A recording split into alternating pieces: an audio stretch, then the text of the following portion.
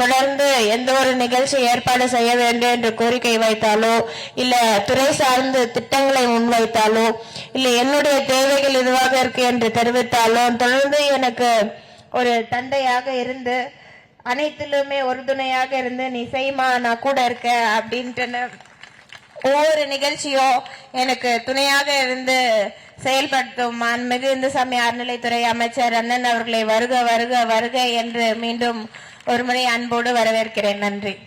தந்தை ஸ்தானத்திலிருந்து கண்ணீர் மல்க கூறினார்.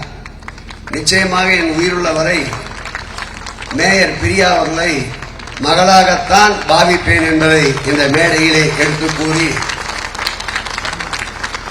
எல்லா நிலையிலேயும் அடுத்த ஒரு 1/4 நூற்றாண்டுக்கு இந்த இயக்கத்தை கடத்த வேண்டிய பொறுப்பு தமிழகத்திற்கு உண்டு.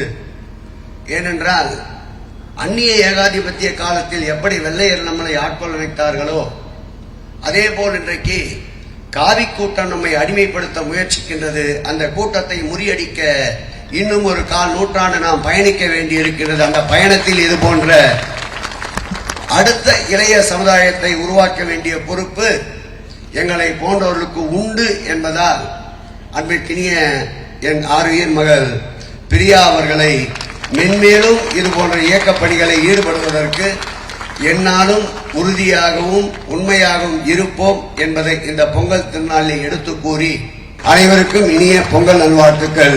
நன்றி, வணக்கம்.